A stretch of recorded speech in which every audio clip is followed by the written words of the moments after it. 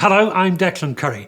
Running a business successfully will present many complex and dynamic challenges. With a global energy crisis and an ever-present need to be more sustainable, the way in which you power your business is now a significant issue.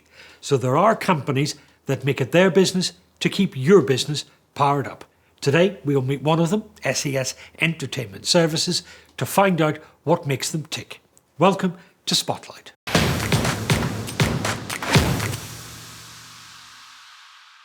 So, welcome. With me is Mark Cooper, who's the Managing Director of SES Entertainment Services. Welcome to Spotlight. Tell me about the company. Tell me what it does. We started about 30 years ago basically in the construction industry, but we moved swiftly into the entertainment market. What we do is we manufacture power distribution equipment. So this is what? The generators, the things that bring the power to the equipment that need to... Tell me what it is. We don't do the generators, but we do anything from the generator. So if you think of an example would be in your house, you'd have a four-gang extension. So you plug a socket in and you want power somewhere else in the room. It's like that, but on a much bigger scale. So we would be taking power from generators or from the grid and then breaking it down into small, usable power. That might be used for lighting, video, sound equipment, air conditioning, heating, cooling. It could be used for the concessions at a festival. It could be used for lighting a film set. I mean, everybody needs power, and the entertainment industry is very, very, very power hungry. So if anyone's been to a big outdoor event, a big gig, this summer, absolutely, chances are, yes, you had a part in it. We had a part, yes. Unfortunately, we don't get to do the work on site and stand on the side of the stage, but other than that, yes. So virtually all of the concerts in the UK have been powered by some of our kit, that's for sure, yes. You describe yourselves as power specialists. What does that mean?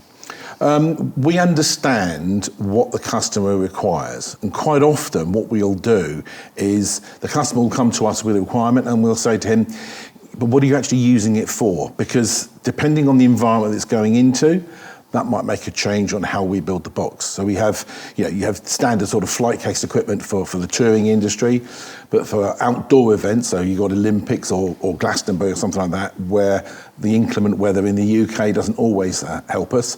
The boxes need to be IP rated so they will live outside and they will work outside. So you need to know from the customer what his requirements are. The products are almost always bespoke. I would say probably since we've started, we've probably designed over 6,000 different products. I've had a look at the website and it's a pretty impressive and dazzling array of clients who've done work for the Ashes, for the cricket.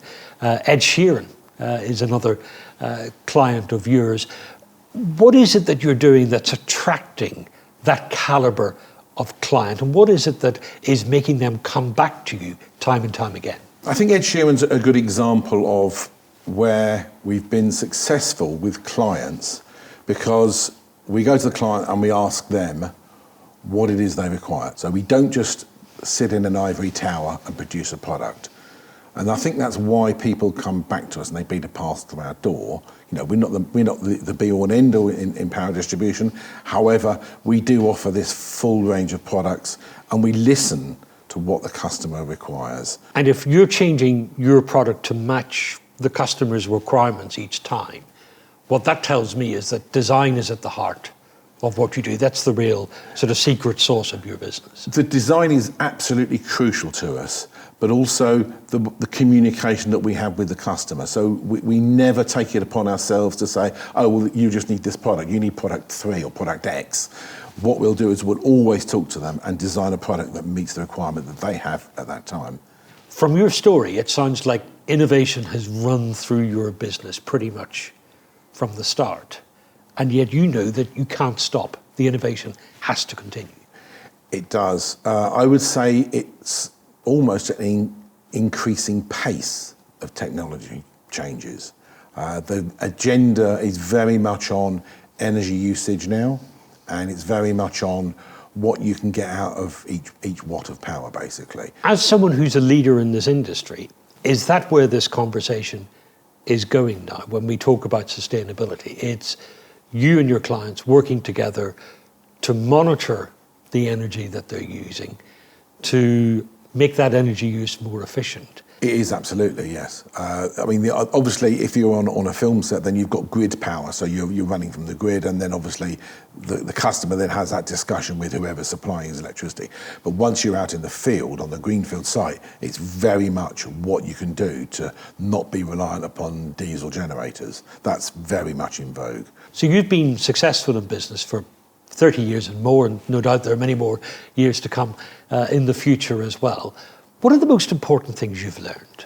It's investing in people. I think that's probably the biggest thing that you need to do, to make sure that the team that you have are invested in. They're given the ability and the authority to go and do things and not be afraid to come up with an idea. Because, yes, I'm the managing director, but I don't have all the ideas, and things have changed over the last 30 years. So I'm always willing to listen to, if someone's got an idea for a product or someone's got an idea for a new way of doing something, listen to them, because you're not full of all the ideas. You don't know all the answers, ever. But no matter how great the success, you can't sit back and think, this is great.